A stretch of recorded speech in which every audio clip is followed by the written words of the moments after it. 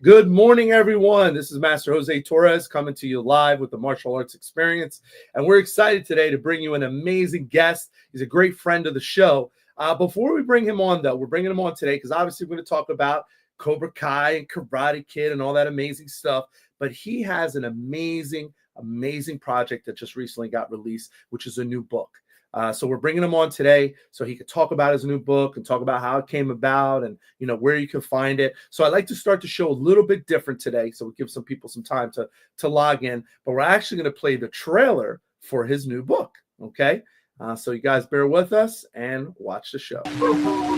From the Karate Kid's Darryl Vidal comes an AI-inspired thriller that transports you into a future that's closer to reality than we could ever imagine. As the world dives deeper into both virtual gaming and virtual education, Justin Turner discovers a sinister force looming within the digital underground of his favorite game, Minecraft.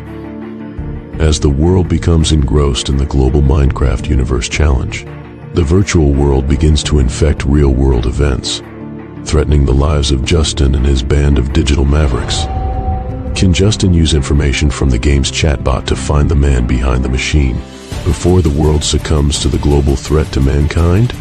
Find out in Minecraft, the Educational Singularity. On sale December 10th, 2024. Purchase your copy today. Wow, that was an amazing trailer, and we need to bring him on right now so we can get to the bottom of this whole thing. Our special guest today, Darryl Vidal. How are you, sir? Grandmaster Torres, great to see you again. Thanks for having me. Always a pleasure to have you, sir. So let's jump right in. Minecraft and Educational Singularity. How did this come about? Talk to us about it. Well, in my regular job, right, because I have a work full time besides being a karate instructor, I work in education, and in education, I work with technology. I have been involved with large scale technology programs pretty much all my professional career. And I've actually written several books. I don't know if you know that, but they're all in the realm of education and technology. So, but they're nonfiction books. They're books about project management and strategic planning for technology in schools, and they're very specific to technology in schools. But have working with schools, so for many years, we've been doing strategic planning and where's technology going to take the class, right? Yeah. What's the best technology in the classroom? What are the new techniques, the new methods, and how do you build the infrastructure that's going to support all these new ways? And of course, with artificial intelligence (AI), it's going to change the world, and Right. we have to know what the implications are so that we can at least have some modus of control. Otherwise, it's going to go run rampant.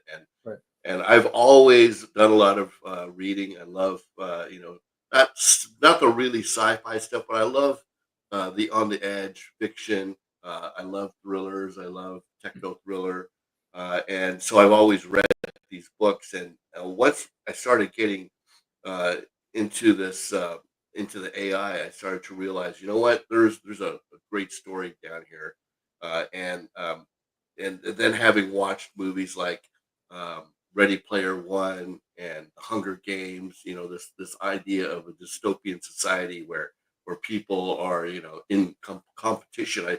I took that concept, but I wanted to bring it back closer to us, closer to real life. So the idea here is it's just near future, maybe 2 years out, right? Wow.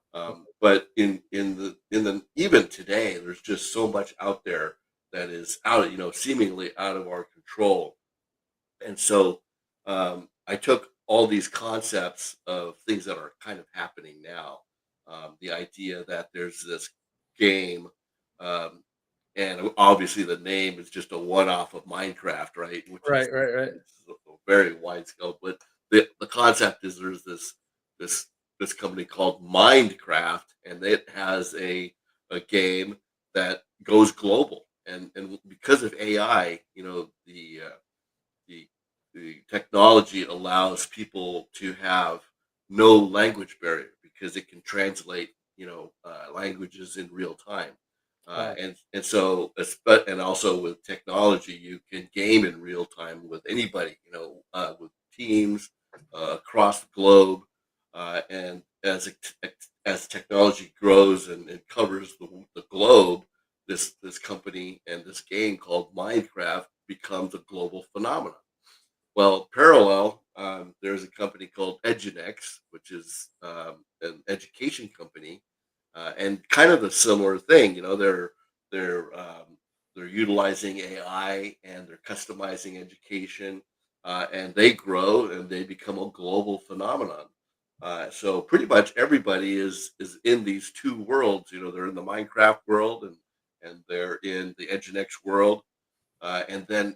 Uh, Suspiciously, Edgenex buys Minecraft.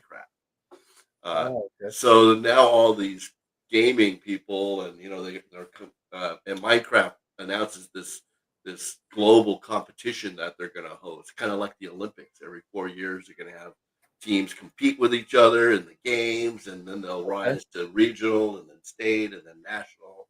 And so the main character, Justin Turner, he leads a group of esports teammates, and they dominate in Minecraft. But in this whole thing, they're starting to wonder what is the hidden agenda. Why did Edgenex buy Minecraft? And as they start to compete, but at the same time, question and research and dig deep, things start to happen. Not only in their competitive world in virtual reality, but also in their real lives. People get hurt, they get sick, you know, somebody gets killed, uh, Wow. and you have to start to wonder, are these related? How can these things in the real world, be affected by our gaming in Minecraft? Right, right, right, right. The book is about, and it's so close to today and reality that it should be scary. And so I think the trailer does a really good job of setting the stage for what could possibly happen. But that's how I came up with the concept of the book. Wow. That's crazy. How long did it take you to write the book?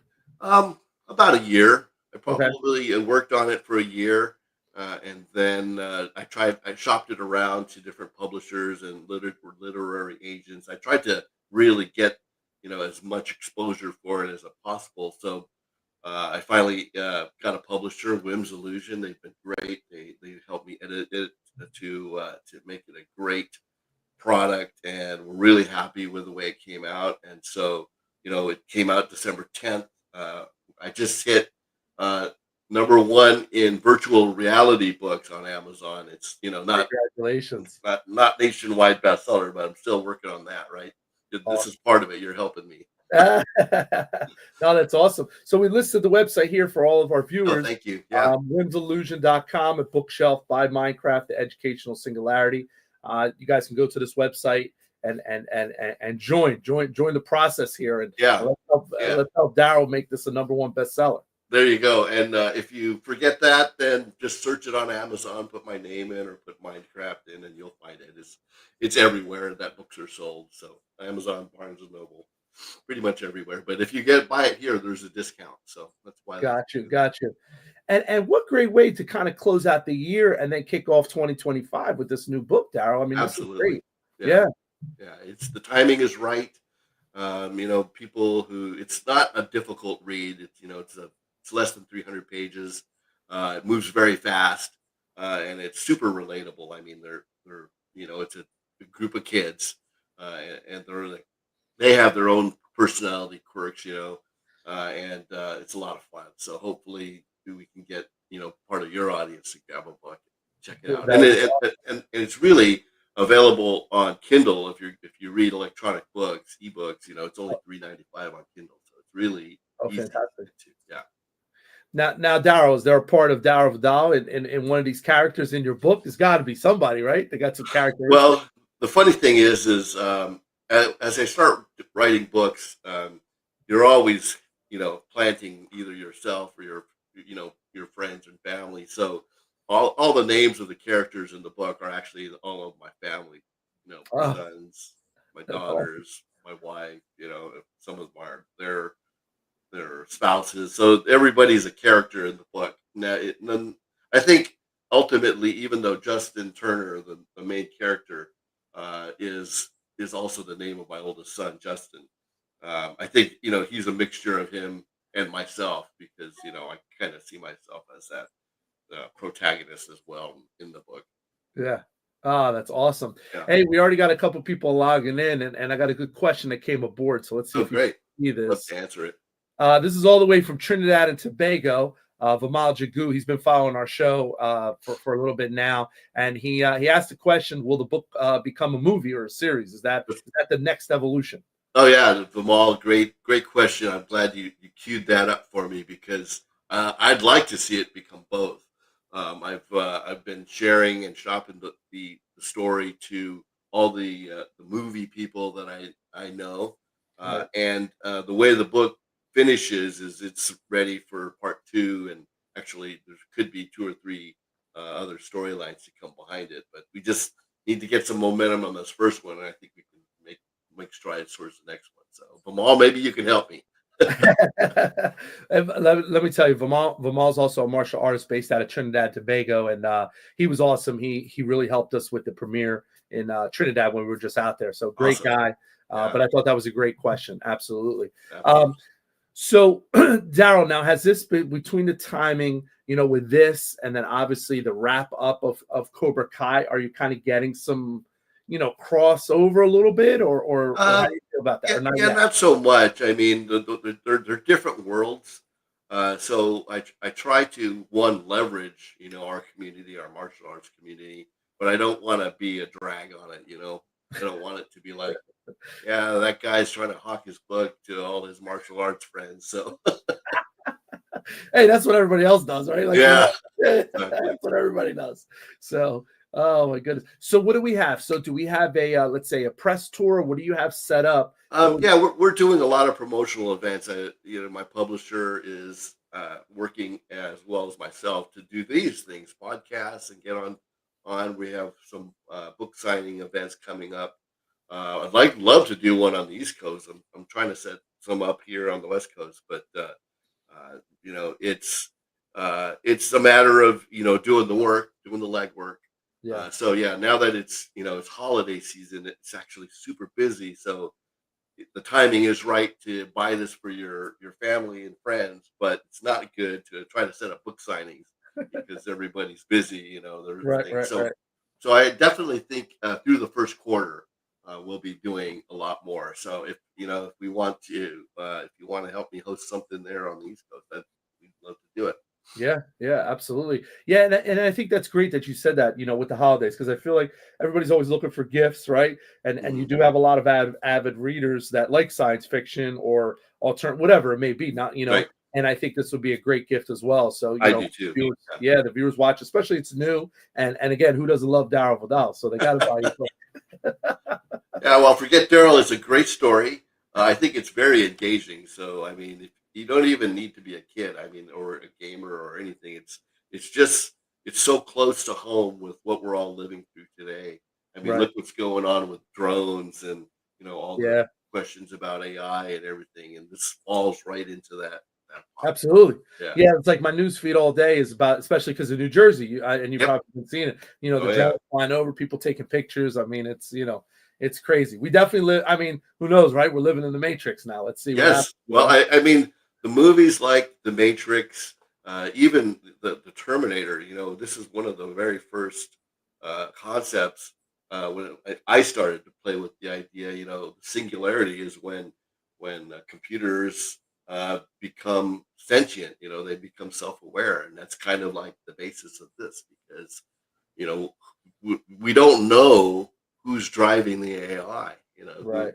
Who's even though it may be independent or you know or God forbid sentient at some point, there's still somebody back there, right? Right. Right. Programming it, giving it its bias and its objectives. Correct. Which is crazy. Think of it. What was it? It was 84. With Skynet and Terminator coming out, and here we Yes. are, 2024, and your book is not a nonfiction. Excuse me, a fiction that it's not a reality. I mean, it's there. It is. Yeah, AI. everything that happens in this book could be happening now. which is crazy. Yeah, Yeah. yeah. Wow, unbelievable.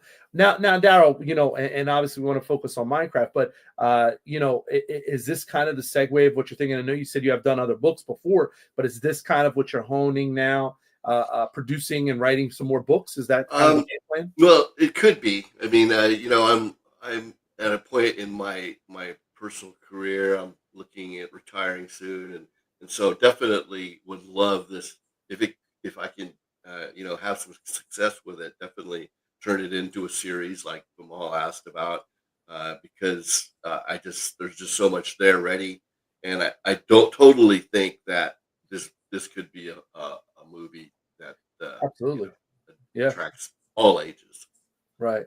So who do you have eyes on that's going to play Justin, your main character? Who do you have focus? Like, obviously, you got to have a young guy for that one, right? You got to have a young That's guy. a great question. I mean, wow. Darryl, if we talk about it, listen, I'm going to tell you, and you know me, if we talk about it, it manifests. So we just got to say it a couple times. Okay. Well, I love that. I mean, Jolo, he is ideal because he's a great guy, good looking, very popular. Yeah, I think he could be a great Justin Turner. So we'll have to drop that around him. There you go. Just magically, just do it next time. Yeah. Yeah. Oh my God, that's crazy. It's crazy. So what's so do you have an actual what's your next West Coast signing that you have coming up, or don't have anything scheduled yet. Okay. Yeah, it's like I said, the holidays have made it very difficult, but we should have one at least 2 or 3 in January, because I have a couple of venues that are ready to go. We have the library nearby, so we're still working on getting those scheduled. Awesome. Yeah. So let's jump in, and again, because obviously, everybody wants to talk Karate Kid, and everybody Sure, yeah, that it's an even exchange, right? We yeah, right. we talk about Karate Kid, yeah. Let's do it in reverse. So, let's talk about Cobra Kai, obviously. So Cobra Kai now, and it's, this is it, season 6, it's over, it's done. Yep. The juggernaut that it's become. How do you feel, being that you were the pioneer, you were the first guy, and I talked about this when we interviewed the last time. Anybody who's martial arts knew that you were the champion of the first All Valley. We know that. There's no faking that. And just to let our viewers know, we actually did our best, and Darryl came out to, one of our events, and we tried to make it right. So we made sure that we gave him the All Valley champion belt that he deserved. Oh man, yeah, you definitely treated me really well. I still have that belt up in my workout room, both of them. Yeah, I don't have any other trophies like that. So that's good. I just want to know that we have that special place in your heart. Absolutely. So, Darryl, how do you feel now? Like I said, because this is kind of bookending it and coming together. And, I know in this series, obviously, they name dropped you a little bit, and they had, the names, right? The name of the school. Yep. But how do you feel? Kind of a reflective on this. Well, I love the whole thing. I love the way that the writers put everything together. There's still one more part left, so we're waiting for that to drop, and can't say anything about it, but I love it. So do you have spies? Like, do you have spies that kind of fill you in on what's going on, or you stay away from it? You stay away from it. No. Like you said, William, I talk to a lot of people, right? I still am in contact with, Ron and Sean and even Billy, because I dropped my book in front of Billy and tried to get him to.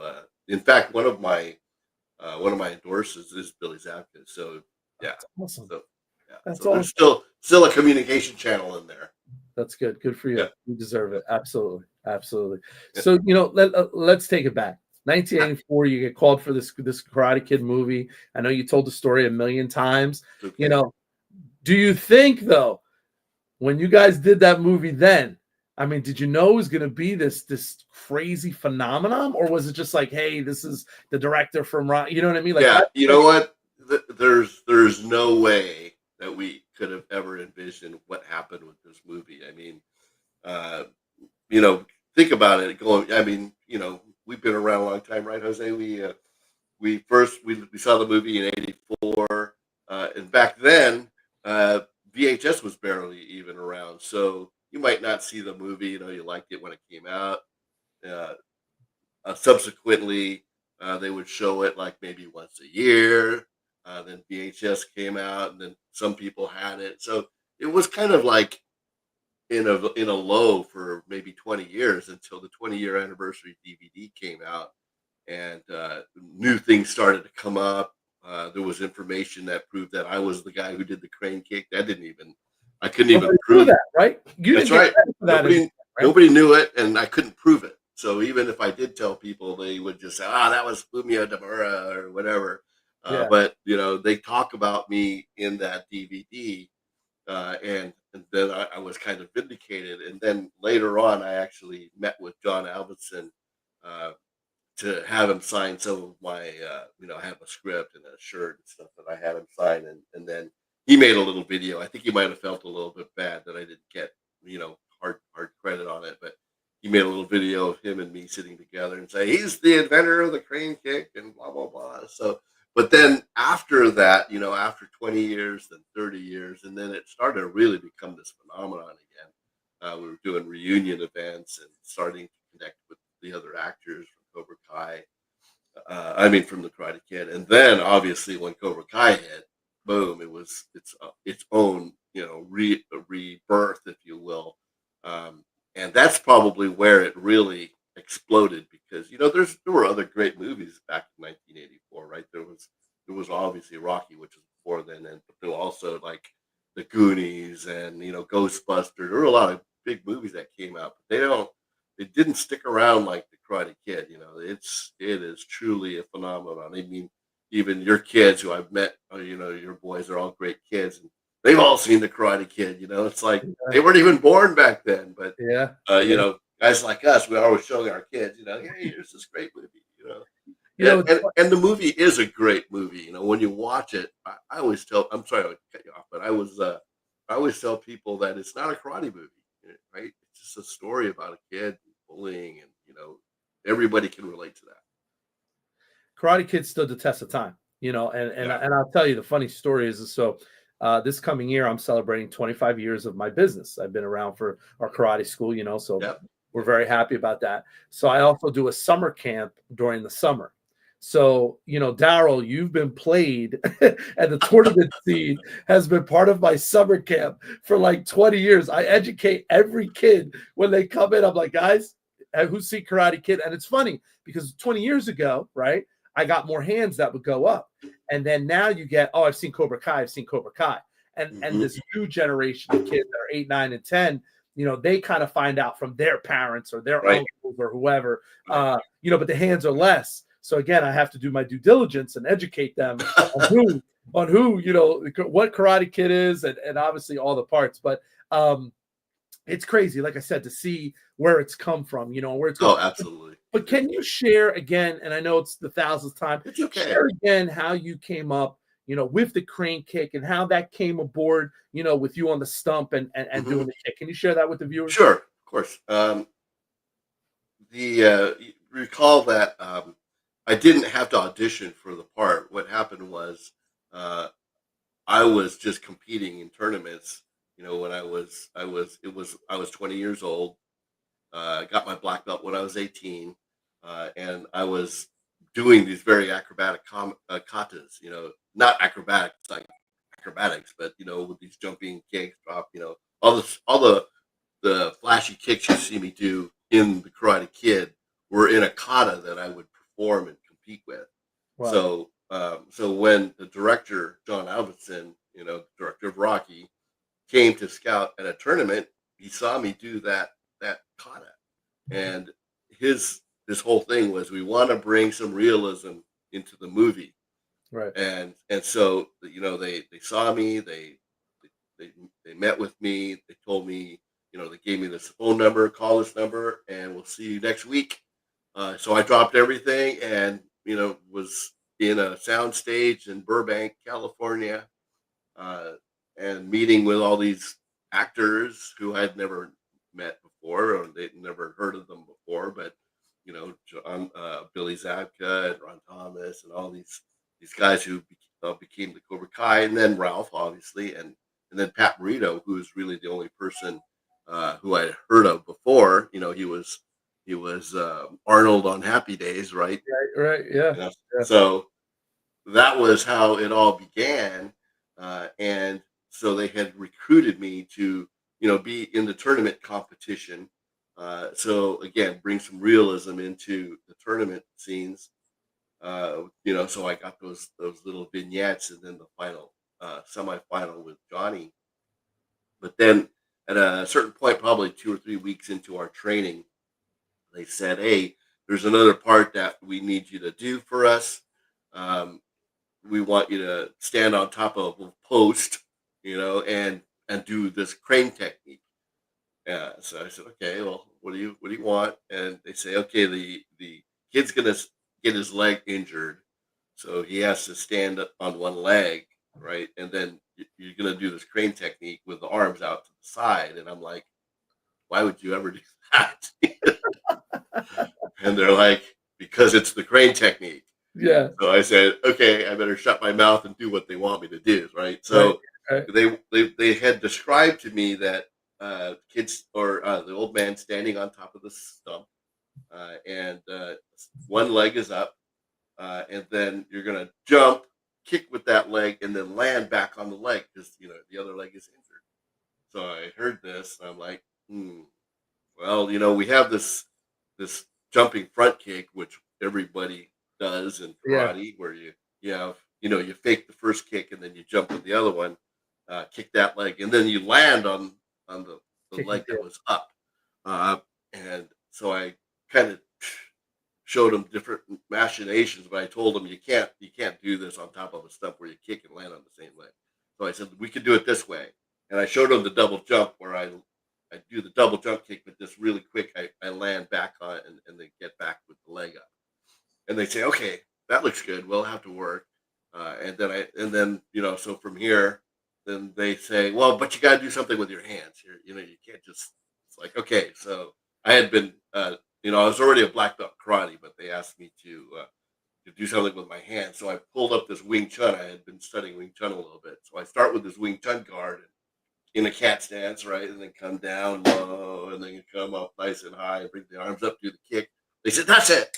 We love that. That's the crane kick." Okay. And that's how it developed. I mean, basically, it was out of, what practicality and a little Right. bit of mixture of this and that. And that's it. And then we did it. And I first started doing it on top of a paper plate, because he said the post is going to be about this size, 12 Right. inch. So I took a Right. paper plate, put it on the ground, so I, not risk falling, and just did it, hundreds of times just so I could land it perfectly. And then the next week they brought in a real telephone, a section of telephone pole, and they set it on the ground. I said, "Well, if I go on top and try to jump, it's going to fall over, I crash down on the ground." So Right. Pat Johnson, who is a Yeah. great martial artist, legendary at the time already, he gets down on his hands and knees and holds this post, Oh, and I'm wow. like, "I'm gonna fall on you." But he got down there. I got on top and did it a few times and didn't fall off, and that's how we practiced it. And then that was like summertime, and then we kind of finished. We had trained for 6 weeks with the Cobra Kai guys, and then we went on hiatus until October when we started to film. And the first thing we did was film the beach scenes. So that whole thing with the soccer scenes, and Yeah. then later with the post, uh, we're there, and they say, "There's the post." They set the cameras up, and they say it's almost 1 o'clock, 2 o'clock. The sun's getting to go down, so just walk out there, go to that middle stump there, or maybe it's the last one, and just start doing the crane kick over and over, and then we'll stop, we'll change lenses, and then you'll do it again. And so that's exactly what happened. I walk out there, and then when I get to the stump, it's not a clean cut stump. Oh, Uh, it was like it was half cut nicely, and the other half was kind of like broken off. So it oh, was, wow. if I'd have landed on that part of the stump, I my foot would probably have been penetrated by the shards of wood. So I Yeah. basically had half the stuff to work with. Wow. But I wasn't going to complain. I do it what we give our lives, right? We give our bodies to the Wow. to the art. Wow. So I did it 15, 20 times. Stop, change, change the lens. Sun's going down. Do it again 10 or 20 times.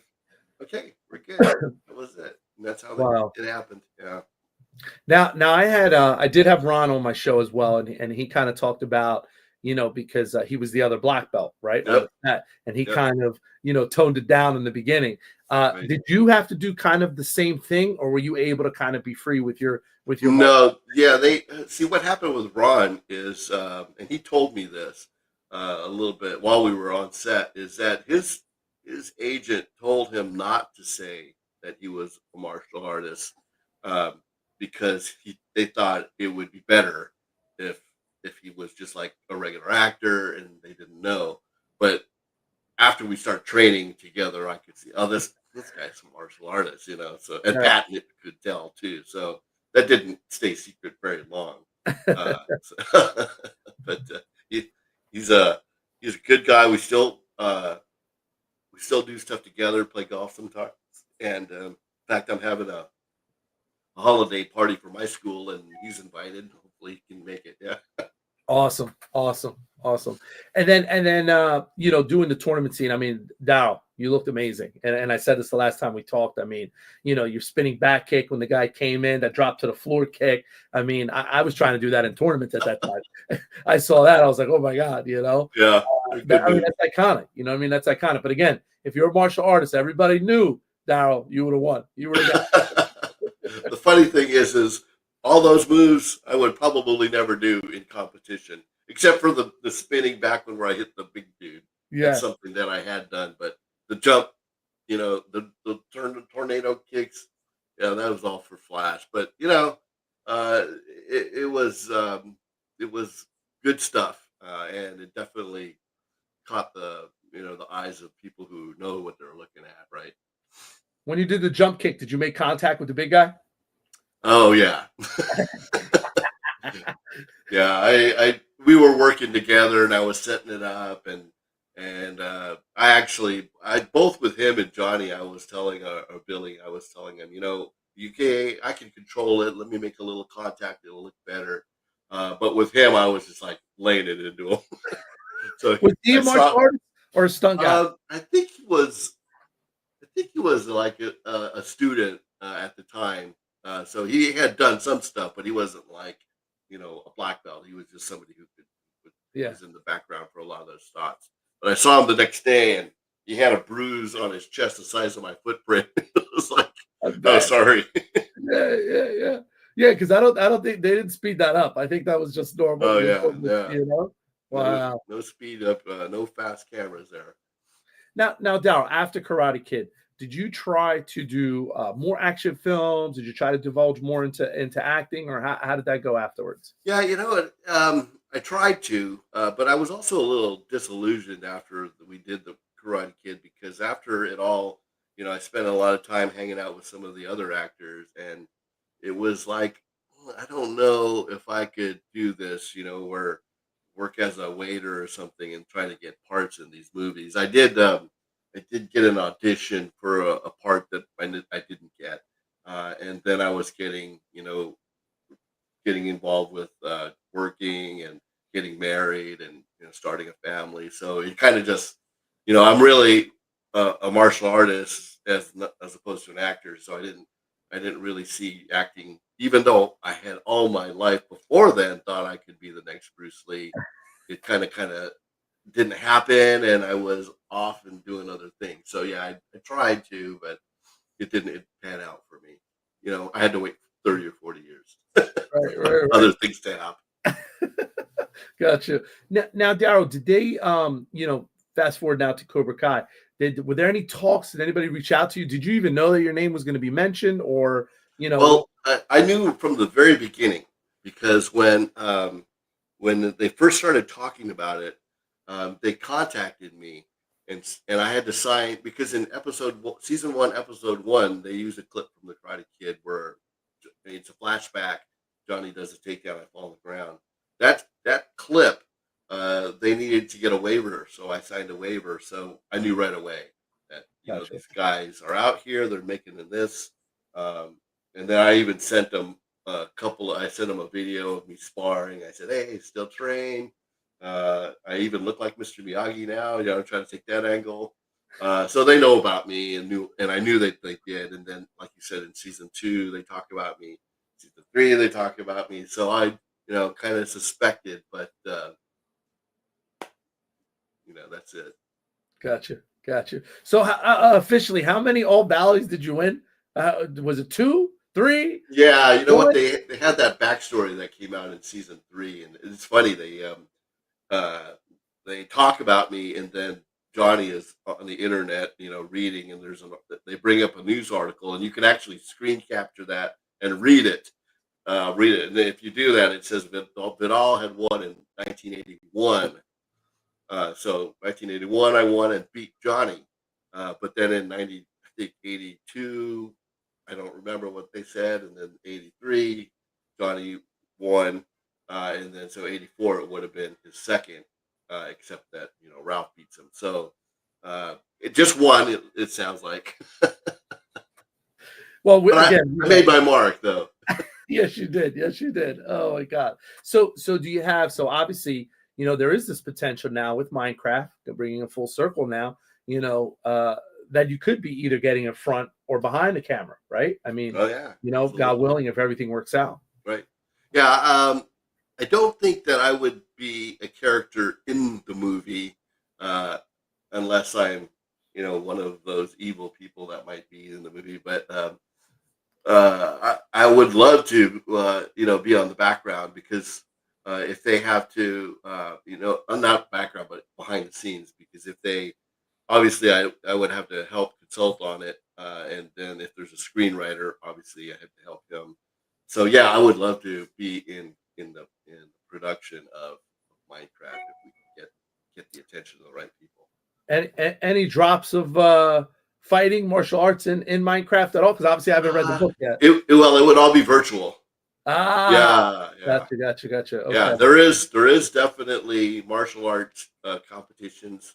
There's actually, where it's more like they're fighting barbarians at the gates type of thing.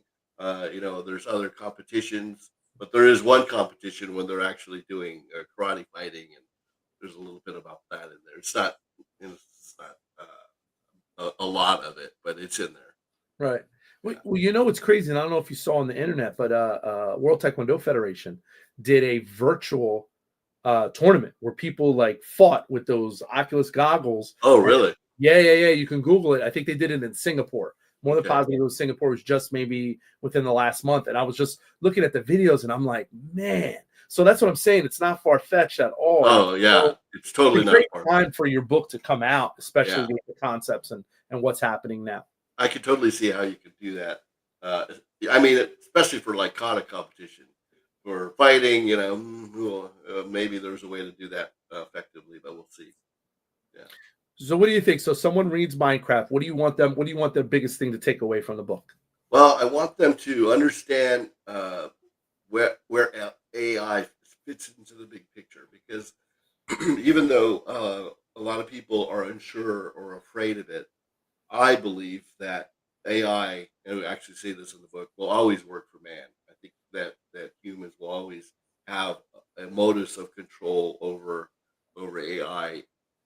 So I think that's what we should be steering towards anyway, is the way that it's developed, because even the best AI people out there, Musk and the other guy's name, Altman, they're wary. They actually talked about we should slow down and take a break maybe, but AI is already out there. I don't know if you know this, but when they first loaded Chat GPT up at the end of 2022, they got it all filled up with everything they could load it up with, and then they taught it to speak Spanish. They they loaded up with Spanish and taught it how to speak Spanish. Within 3 or 4 days, it learned like 5 other languages on its own. And then in another month, it had learned like 200 languages on its own. So nobody fed it to it. It went out there and said, "Oh, you know what? I can learn to speak Spanish." And that's kind of the basis of Minecraft going global because you know language is not a barrier anymore. People can interact in real time, no matter what language they're speaking. And with global technology, they can. It's like you said, the competition where they're wearing things. It's not. It's not even that far away. It's tomorrow. It's Right. here. Yeah. Right. Wow. So, and you said you've already prepared. You have for another part or another book for Minecraft. Is you're kind of set up? Yes, Yeah. absolutely. When you read Minecraft and it finishes where things kind of finish off. There's a great ending to it. It's surreal, if you will. But then once you finish, you say, "Well, what about this? This is there's a couple of unresolved pieces there." So yeah, it's all ready to go. It's all queued up, and I'm just I have another project that I'm working on, which I can tell you about. But so I'll try to get that going before I do the sequel. But we'll see. Something may cause me to prioritize that first. So Right. Right. yeah, Right. Well, again, for our viewers, obviously, we have the website up here where they can purchase the book thank you. at Whim's Illusion Bookshelf by Minecraft: The Educational Singularity. You guys can order it now, Yep. and then get it for Christmas, right? Yeah, Hopefully. it's only $3.95 on Kindle, so definitely get your hands on it, read it. The I also I have a merchandise site, and I'm selling autographed hard copies like this one for Awesome. $50.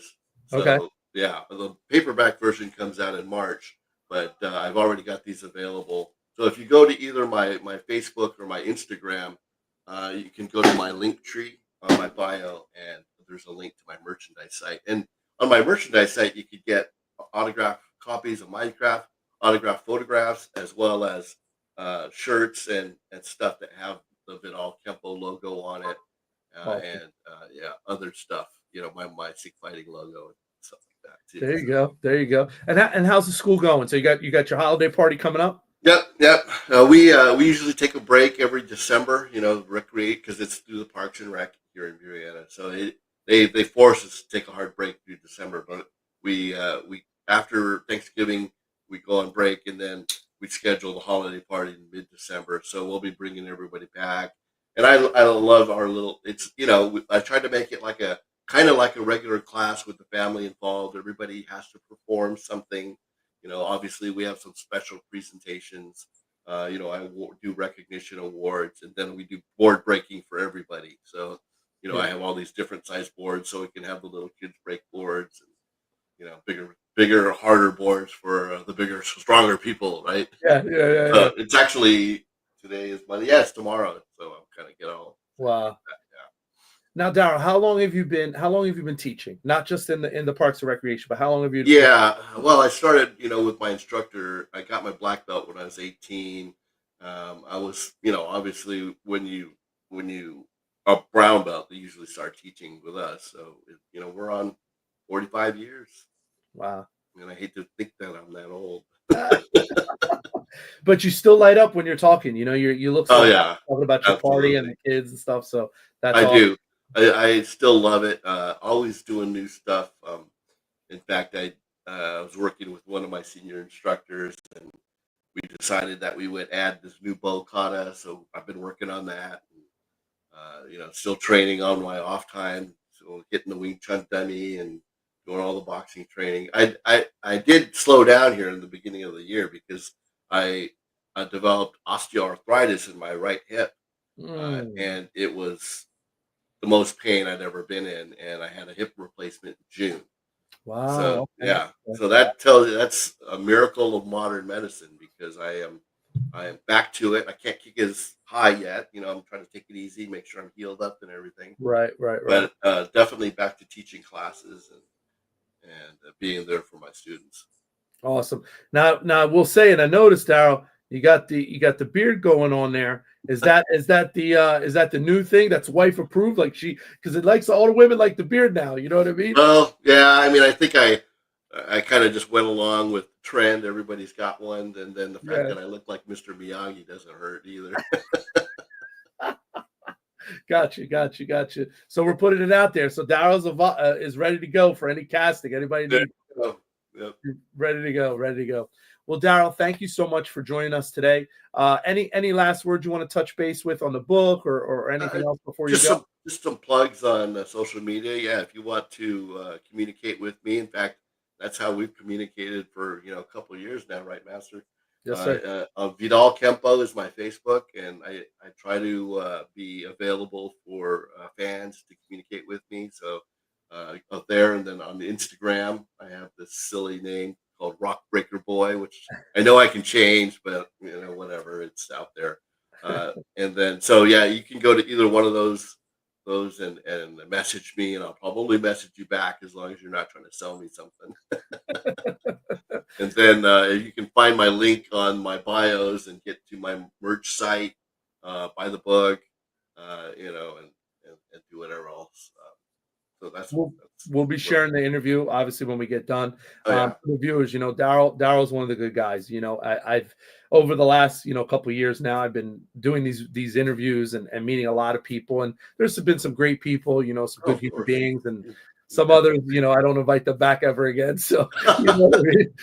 If you get on that list, that's a problem. But well, then I guess I'm proof that I'm not that one of those guys. Good. You're definitely good, Darryl. You're definitely good. But no, Darryl, I always appreciate it. And I tell the fans, if and anybody that supports our show, Darryl's one of the good guys. If you get a chance, please support his book. Reach out. He's very responsive on Facebook or Instagram. Right. He's definitely not untouchable. Right. But don't harass him though. Don't harass him. And then it's like I told you before, if you have a charity event or something that is really for the greater good, I definitely will back you up and get involved. I appreciate it. Thank you, Darryl. Guys, Martial Arts Experience, we're so excited to have Darryl tonight or today. So we'll be reposting this. And again, make sure you guys pick up your copy of Minecraft, The Educational Singularity. Darryl, congratulations. Wish you the most success. And hopefully we'll be talking in the new year. Hopefully I'll see you in California. I'm hoping. Yeah. Got it on my calendar. Hey, guys, everybody have a blessed day. Take care of yourself. Bye-bye. Bye, everybody.